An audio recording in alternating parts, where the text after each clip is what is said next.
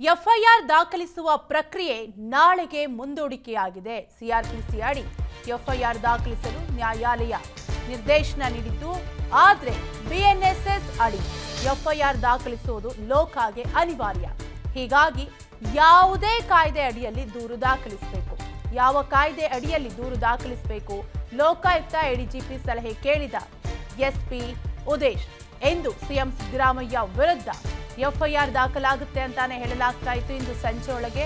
ಆದರೆ ಇವತ್ತು ಎಫ್ಐಆರ್ ದಾಖಲಿಸುವ ಪ್ರಕ್ರಿಯೆ ನಾಳೆಗೆ ಮುಂದೂಡಿಕೆಯಾಗಿದೆ.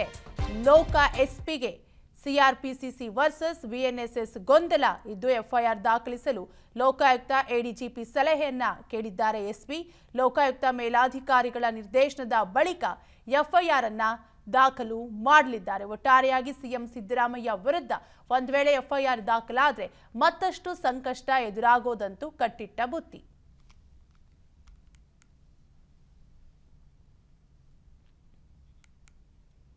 ಕೆಬಿ ಕೋಳಿವಾಡ ವಿರುದ್ಧ ಸಿಎಂ ಟೀಮ್ ಗರಂ ಆಗಿದೆ. ಹೈಕಮಾಂಡ್ ಕದ ತಟ್ಟಿದ ಸಿದ್ದರಾಮಯ್ಯ ಟೀಮ್ ಕಾಂಗ್ರೆಸ್ ಹಿರಿಯ ನಾಯಕನ ಹೇಳಿಕೆಗೆ ಆಕ್ರೋಶವನ್ನ ವ್ಯಕ್ತಪಡಿಸ್ತಾ ಇದ್ದಾರೆ ಸಿದ್ದರಾಮಯ್ಯನವರ ಕಡೆಯವರು. ಸಿದ್ದರಾಮಯ್ಯಗೆ ರಾಜೀನಾಮೆ ನೀಡಲು ಹೇಳಿದ್ರು. ನಿನ್ನೆ ಹೇಳಿಕೆ ನೀಡಿದ್ದ ಮಾಜಿ ಸ್ಪೀಕರ್ ಕೋಳಿವಾಡ ಹೈಕಮಾಂಡ್ಗೆ ವಿಡಿಯೋ ಸಮೇತ ದೂರನ್ನ ಸಲ್ಲಿಕೆ ಮಾಡಲಿದ್ದಾರೆ. ಕೆಪಿಸಿಸಿ ಅಧ್ಯಕ್ಷರ ಗಮನಕ್ಕೂ ತಂದ ಸಿಎಂ ಟೀಮ್. ಒಟ್ಟಾರೆಯಾಗಿ ಕೋಳಿವಾಡ ವಿರುದ್ಧ ಸಿಎಂ ಸಿದ್ದರಾಮಯ್ಯ ಟೀಮ್ ಆಕ್ರೋಶವನ್ನ ವ್ಯಕ್ತಪಡಿಸ್ತಾ ಇದ್ದು ಸಿಎಂ ರಾಜೀನಾಮೆಗೆ ಆಗ್ರಹವನ್ನ ಮಾಡಿದ್ರು. ನಿನ್ನೆ ಮಾತನಾಡಿದ್ರು. ಹೈಕಮಾಂಡ್ಗೆ ವಿಡಿಯೋ ಸಮೇತ ಈಗ ಹೋಗಿ ಮಾತನಾಡಲಿದ್ದಾರೆ. ಕೆಬಿ ಕೋಳಿವಾಡ ಅವರ ವಿರುದ್ಧ ಹೈಕಮಾಂಡ್ಗೆ ದೂರನ್ನ ನೀಡಲಿದ್ದಾರೆ. ಸಿಎಂ ರಾಜೀನಾಮೆಗೆ ಆಗ್ರಹಿಸಿ ನಿನ್ನೆ ಕೆಬಿ ಕೋಳಿವಾಡ ಮಾತನಾಡಿದ್ರು. ಇದೇ ವಿಚಾರವನ್ನ ಮುಂದಿಟ್ಕೊಂಡು ಕೋಳಿವಾಡ ವಿರುದ್ಧ ಕಾಂಗ್ರೆಸ್ನ ಹಲವು ನಾಯಕರು ಗರಂ ಆಗಿದ್ದಾರೆ. ಅವರ ಹೇಳಿಕೆಯನ್ನ ಖಂಡಿಸಿ ಹೈಕಮಾಂಡ್ಗೆ ದೂರನ್ನ ದಾಖಲಿಸಲಿದ್ದಾರೆ. ಜೊತೆಗೆ ಹೈಕಮಾಂಡ್ಗೆ ವಿಡಿಯೋ ಸಮೇತ ದೂರನ್ನ ದಾಖಲಿಸಲಿದ್ದು ಕೆಪಿಸಿಸಿ ಅಧ್ಯಕ್ಷರ ಗಮನಕ್ಕೂ ತಂದ ಸಿಎಂ ಟೀಮ್. ಹಿರಿಯ ನಾಯಕರ ಈ ಹೇಳಿಕೆ ವಿಪಕ್ಷಕ್ಕೆ ಅಸ್ತ್ರ ಮಾಡಿಕೊಟ್ಟಂತೆ ಆಗುತ್ತೆ. ಕೆಬಿ ಕೋಳಿವಾಡಗೆ ಎಚ್ಚರಿಕೆ ನೀಡುವಂತೆ ಮನವಿಯನ್ನ ಮಾಡಿದ್ದಾರೆ.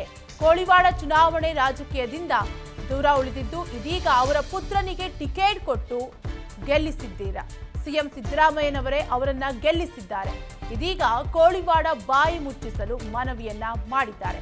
ಕಾಂಗ್ರೆಸ್ ಹೈಕಮಾಂಡ್ಗೆ ಮನವಿ ಮಾಡಿದ ಸಿಎಂ ಆಪ್ತರು ಸಿಎಂ ರಾಜೀನಾಮೆಗೆ ಆಗ್ರಹಿಸಿದ್ರು ನಿನ್ನೆ ಕೆಬಿ ಕೋಳಿವಾಡ. ಹೀಗಾಗಿ ಹೈಕಮಾಂಡ್ಗೆ ದೂರನ್ನ ನೀಡಿದ್ದಾರೆ. ವಿಡಿಯೋ ಸಮೇತ ಸುಮ್ಮನೆ ಇರುವಂತೆ ಮನವಿಯನ್ನು ಕೂಡ ಈಗಾಗಲೇ ಮಾಡಿಕೊಂಡಿದ್ದಾರೆ ಹೈಕಮಾಂಡ್ಗೆ. ಸಿಎಂ ರಾಜೀನಾಮೆಗೆ ಆಗ್ರಹ. ಕೋಳಿವಾಡ ವಿರುದ್ಧ ಗರಂ ಆಗಿದ್ದಾರೆ. ತಂದೆ ಕೋಳಿವಾಡ ಹೇಳಿಕೆ ಖಂಡಿಸಿದ ಪುತ್ರ ಪ್ರಕಾಶ್, ನಮ್ಮ ತಂದೆಯ ಮಾತು ಕೇಳಿ ನಾನು ದಿಗ್ಭ್ರಾಂತನಾದೆ. ಫೇಸ್ಬುಕ್ ಲೈವ್ನಲ್ಲಿ ಪ್ರಕಾಶ್ ಕೋಳಿವಾಡ ಹೇಳಿಕೆಯನ್ನ ನೀಡಿದ್ದಾರೆ. ಪುತ್ರನೇ ತಂದೆಯ ಹೇಳಿಕೆಯನ್ನ ಕೇಳಿ ಶಾಕ್ ಆಯಿತು ಅಂತ ಮಾತನಾಡಿದ್ದಾರೆ. ರಾಜ್ಯದಲ್ಲಿ ನನ್ನಂಥ ಸಂದಿಗ್ಧ ಪರಿಸ್ಥಿತಿ ಯಾರಿಗೂ ಇಲ್ಲ. ನಾನು ಸಿದ್ದರಾಮಯ್ಯ ಅಭಿಮಾನಿ, ಕಟ್ಟ ಹಿಂಬಾಲಕ. ನನಗೆ ಈಗ ಒಂದು ಕಡೆ ಸಿದ್ದರಾಮಯ್ಯನವರಿದ್ರೆ ಮತ್ತೊಂದು ಕಡೆ ಜನ್ಮದಾತ ಕೆಬಿ ಕೋಳಿವಾಡ ಇದ್ದಾರೆ. ಇವರಿಬ್ಬರು ನನಗೆ ಎರಡು ಕಣ್ಣುಗಳಿದ್ದಂತೆ ಅಂತ ಕೆಬಿ ಕೋಳಿವಾಡ ಪುತ್ರ ಪ್ರಕಾಶ್ ಮಾತನಾಡಿದ್ದಾರೆ. ಫೇಸ್ಬುಕ್ ಲೈವ್ನಲ್ಲಿ ನಮ್ಮ ತಂದೆಯ ಮಾತು ಕೇಳಿ ನಾನು ದಿಗ್ಭ್ರಾಂತನಾದೆ ಅಂತ ಮಾತನಾಡಿದ್ದಾರೆ. ಒಂದೂ ಕಪ್ಪು ಚುಕ್ಕೆ ಇರತಕ್ಕಂಥ ಯಾವ್ದಾರ ಧೂಳಿನ ಇದ್ರೆ ಇಡೀ ದೇಶದಲ್ಲಿ ಅದು ನಮ್ಮ ಸಿದ್ದರಾಮಯ್ಯ ಸಾಹೇಬರು ಅಂತಕ್ಕಂಥ ಬಹಳ ಹೆಮ್ಮೆಯಿಂದ ನಾನು ಹೇಳ ಬಯಸ್ತೇನೆ.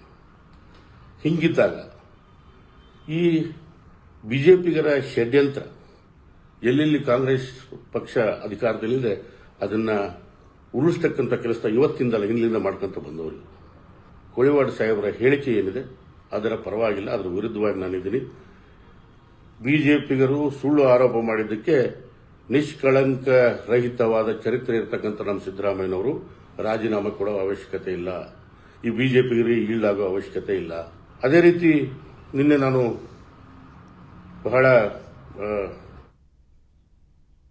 ಸಿಎಂ ಆಗಿದ್ರೆ ತನಿಖೆ ಮಾಡೋದಕ್ಕೆ ಅಧಿಕಾರಿಗಳಿಗೆ ಆಗಲ್ಲ. ಹೀಗಾಗಿ ಸಿಎಂ ಸಿದ್ದರಾಮಯ್ಯ ರಾಜೀನಾಮೆ ನೀಡಬೇಕು ಅಂತ ಬಳ್ಳಾರಿಯಲ್ಲಿ ಮಾಜಿ ಸಚಿವ ಬಿ ಶ್ರೀರಾಮುಲು ಒತ್ತಾಯವನ್ನ ಮಾಡಿದ್ದಾರೆ. ಭ್ರಷ್ಟಾಚಾರದ ಬಗ್ಗೆ ಈ ಹಿಂದೆ ಸಿದ್ದರಾಮಯ್ಯ ಏನ್ ಹೇಳಿದ್ರು? ಈ ಹಿಂದೆ ಹೇಳಿದ ಮಾತುಗಳು ಅವರಿಗೆ ನೆನಪಾಗ್ತಿಲ್ವಾ? ಸಿದ್ದರಾಮಯ್ಯ ಮೇಲೆ ಈಗ ಭ್ರಷ್ಟಾಚಾರ ಆರೋಪ ಬಂದಿದೆ. ಇದೀಗ ಸಿಎಂ ಸ್ಥಾನಕ್ಕೆ ಸಿದ್ದರಾಮಯ್ಯ ರಾಜೀನಾಮೆಯನ್ನ ನೀಡಬೇಕು ಅಂತ ಬಳ್ಳಾರಿಯಲ್ಲಿ ಮಾಜಿ ಸಚಿವ ಬಿ ಶ್ರೀರಾಮುಲು ಒತ್ತಾಯವನ್ನ ಮಾಡಿದ್ದಾರೆ. ಎಲ್ಲ ವಿಚಾರಗಳಲ್ಲಿ ಖಂಡಿತವಾಗಿ ನಾನು ಮುಖ್ಯಮಂತ್ರಿಗಳನ್ನ ಒತ್ತಾಯ ಮಾಡ್ತೀನಿ. ದಯವಿಟ್ಟು ರಾಜೀನಾಮೆಯನ್ನು ಕೊಟ್ಟು ಪುನಃ ತನಿಖೆ ಪ್ರಾರಂಭ ಮಾಡಬೇಕು ಅಂತ ಹೇಳಿ ಒತ್ತಾಯವನ್ನು ಕೂಡ ಮಾಡಂತ ಕೆಲಸ ಮಾಡ್ತೀನಿ. ಎಲ್ಲ ವಿಚಾರಗಳಲ್ಲಿ ಖಂಡಿತವಾಗಿ ನಾನು ಮುಖ್ಯಮಂತ್ರಿಗಳನ್ನ ಒತ್ತಾಯ ಮಾಡ್ತೀನಿ. ದಯವಿಟ್ಟು ರಾಜೀನಾಮೆಯನ್ನು ಕೊಟ್ಟು ಪುನಃ ತನಿಖೆ ಪ್ರಾರಂಭ ಮಾಡಬೇಕು ಅಂತ ಹೇಳಿ ಒತ್ತಾಯವನ್ನು ಕೂಡ ಮಾಡಂತ ಕೆಲಸ ಮಾಡ್ತೀನಿ. ಎಲ್ಲ ವಿಚಾರಗಳಲ್ಲಿ ಖಂಡಿತವಾಗಿ ನಾನು ಮುಖ್ಯಮಂತ್ರಿಗಳನ್ನ ಒತ್ತಾಯ ಮಾಡ್ತೀನಿ. ದಯವಿಟ್ಟು ರಾಜೀನಾಮೆಯನ್ನು ಕೊಟ್ಟು ಪುನಃ ತನಿಖೆ ಪ್ರಾರಂಭ ಮಾಡಿ. ಸಿಎಂ ರಕ್ಷಣೆಗೆ ಅಧಿಸೂಚನೆ ವಾಪಸ್ ಟೀಕೆ ವಿಚಾರಕ್ಕೆ ಸಂಬಂಧಪಟ್ಟಂತೆ ಬಿಜೆಪಿ ನಾಯಕರ ಟೀಕೆಗೆ ಡಿಸಿಎಂ ಡಿಕೆ ಶಿವಕುಮಾರ್ ತಿರುಗೇಟನ್ನ ನೀಡಿದ್ದಾರೆ. ಪಾಪ ಮಾತನಾಡಲಿ, ಟೈಮ್ ಬಂದಾಗ ಉತ್ತರ ಕೊಡೋಣ. ರಾಜಭವನದಿಂದ ಮಾಹಿತಿ ಸೋರಿಕೆ ಬಗ್ಗೆ ನನಗೆ ಗೊತ್ತಿಲ್ಲ. ರಾಜ್ಯಪಾಲರ ಕಚೇರಿಯಲ್ಲಿ ಏನು ನಡೆಯುತ್ತಿದೆ, ಲೋಕಾಯುಕ್ತದಲ್ಲಿ ಏನ್ ನಡೆದಿದೆ ಅಂತ ಗೊತ್ತಿಲ್ಲ ಅಂತ ಬೆಂಗಳೂರಿನಲ್ಲಿ ಡಿಸಿಎಂ ಡಿಕೆ ಶಿವಕುಮಾರ್ ರಿಯಾಕ್ಟ್ ಮಾಡಿದ್ದಾರೆ.